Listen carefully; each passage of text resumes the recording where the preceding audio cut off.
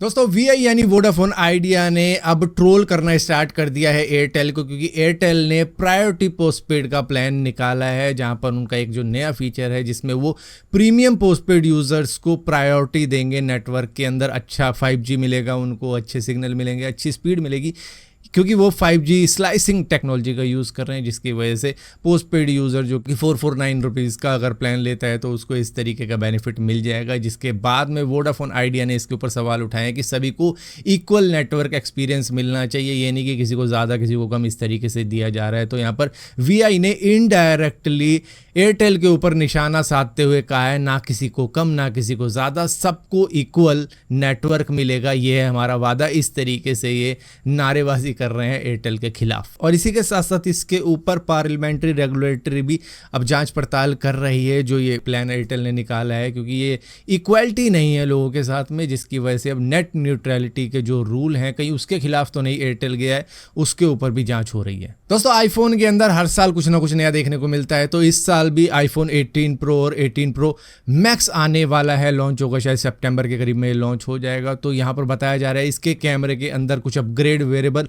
Aperture camera का किया जाएगा, जिसकी वजह से जो कैमरा लेंस होगा कितनी लाइट अंदर आएगी कितनी जाएगी उसको एडजस्ट कर सकता है, कुछ DSLR जैसे या कह लो मिररलेस कैमरे जैसे, जिससे कि आपको जो लो लाइट फोटो है या बैकग्राउंड ब्लर है उस पर आपका कंट्रोल आ जाएगा। तो इस तरीके के फीचर इसके अंदर डाले जाएंगे ऐसा बताया जा रहा है। लेकिन यहाँ पर इस कैमरा मॉड्यूल की जो कॉस्ट है वो आईफोन 17 प्रो कह लो या प्रो मैक्स कह लो उससे 50% ज़्यादा होने वाली है, जिसकी वजह से थोड़ा सा एक्सपेंसिव आपको मिलने वाला है आईफोन 18 प्रो या 18 प्रो मैक्स। दोस्तों जापान की पॉपुलेशन लगातार 14 सालों से घटती चली जा रही है, फिर भी इन्होंने अपनी वीज़ा पॉलिसीज़ को चेंजेस करके इतना ज़्यादा स्ट्रिक्ट कर दिया है कि बाहर के लोगों का वहाँ पर बिजनेस करना काफ़ी ज़्यादा मुश्किल हो चुका है, वो एक अलग बात है। लेकिन 14 साल से इनकी पॉपुलेशन इतनी तेज़ी से घट रही है कि आप सोच के देखो 2024 में इनकी पॉपुलेशन करीबन 12 करोड़ 38 लाख के करीब थी।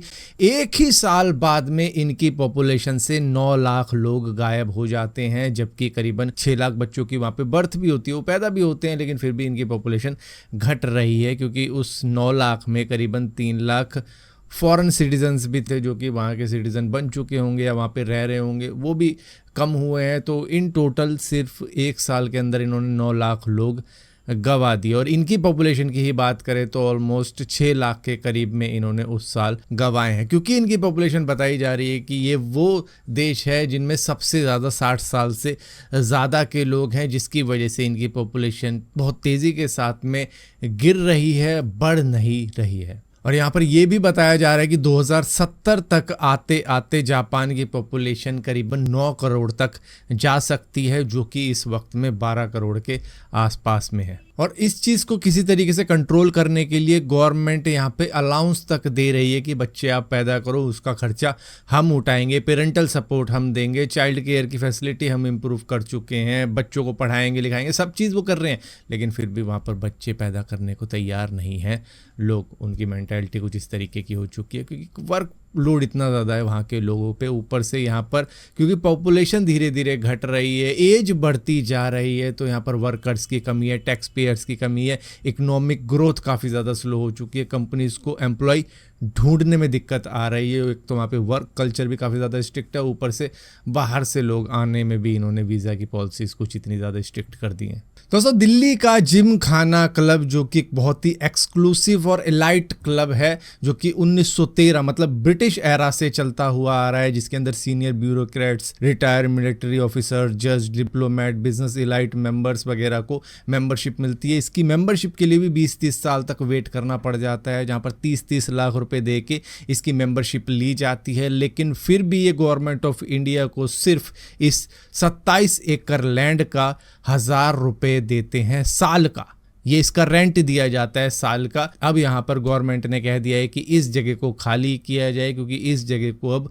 डिफेंस के लिए, सिक्योरिटी के लिए यूज़ किया जाएगा, क्योंकि ये पीएम हाउस के काफ़ी ज़्यादा क्लोज है। एक ये भी चीज़ बताई जा रही है, शायद इस वजह से ये बात उठाई गई है कि भैया इस जगह को खाली किया जाए। तो 5 जून की डेडलाइन दे रखी है कि इस डेट तक इसको खाली करना है, जिसके बाद में यहाँ पर केस फाइल कर दिया गया है इस डिसीजन को लेके कि ये खाली क्यों की जा रही है। हालांकि ये ज़मीन गवर्नमेंट की है, तो वो वो अब वापस मांग रही है, क्योंकि यहाँ पर जितनी मेंबरशिप है, जितना वेटिंग लगता है, जितने इलाइट मेंबर्स इसके अंदर है, वो सब एक तरफ, 1,000 रुपये साल का रेंट एक तरफ, और इसी के साथ साथ पीएम हाउस के काफ़ी ज़्यादा क्लोज है ये, वो एक और चीज़ है जिसकी वजह से इस जगह को एम्प्टी करवाने की बात की गई है। दोस्तों, कहीं भी अगर आप घूमने के लिए जा रहे हो तो बड़े ही सोच समझ के जाना, क्योंकि अगर आप हिमाचल प्रदेश जा रहे हो तो वहाँ पे आपको काफ़ी ज़्यादा ट्रैफिक जाम मिल सकता है, क्योंकि बहुत ज़्यादा पब्लिक वहाँ पर पहुँची हुई है गर्मी से बचने के लिए। दिल्ली एनसीआर से लोग, पंजाब से लोग वहाँ पर गए हुए हैं, जहाँ पर सुनने में आ रहा है कि पेट्रोल की भी दिक्कत हो रही है। यही सेम चीज़ उत्तराखंड के कई इलाकों के अंदर हो रही है, जहाँ पर पेट्रोल पूरी तरीके से नहीं पहुँच पा रहा है, वहाँ पर लिमिट में पेट्रोल दिया जा रहा है, इस तरीके की भी चीज़ें हो रही हैं।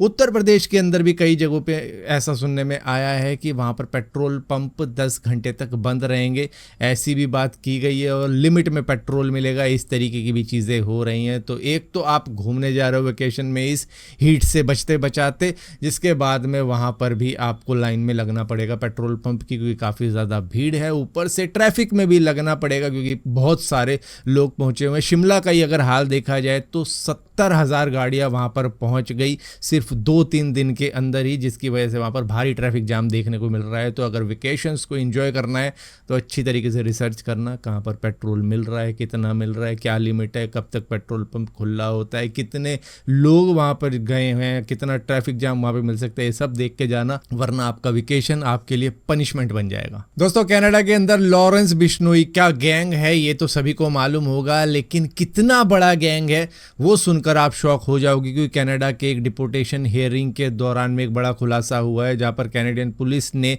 कोर्ट को बताया है कि लॉरेंस बिश्नोई की जो गैंग है वो पुलिस स्टेशन को लेटर भेजती है कि उनके पास में पूरी की पूरी एक आर्मी है, इनके पास में 1000 तक शूटर मौजूद हैं, गनमैन मौजूद है, और ये गैंग एक तरीके का बिजनेस चला रही है, जहां पर ये एक तरीके से, जिसको रंगदारी भी कहते हैं, उस तरीके की ये चीज़ कर रही है। और इनका बिजनेस इस तरीके से चलता है कि ये घरों पे या फिर उनके बिजनेस वाले एरिया पे फायरिंग करते हैं, उसके बाद में कहते हैं कि भैया तुम्हारी जान को रिस्क है, जिसके बाद में जो गैंगस्टर लॉरेंस बिश्नोई है या फिर गोल्डी बरार है, उनका नाम लिया जाता है कि इनका नाम सुना ही होगा तुमने, जिसके बाद में लोग डर जाते हैं और जो भी एक्सटॉर्शन मनी मांगी जाती है उसमें नेगोशिएट करके जो भी होता है वो दिया जाता है। तो चंकी पांडे की बेटी अनन्या पांडे ने चांद मेरा दिल मूवी के अंदर जो डांस किया है भरतनाट्यम का, उसके अंदर इन्होंने भरतनाट्यम का भरता बनाकर रख दिया है, जिसको सोशल मीडिया के ऊपर काफी ज्यादा ट्रोल किया जा रहा है, क्योंकि जिस तरीके से इन्होंने भरतनाट्यम किया है,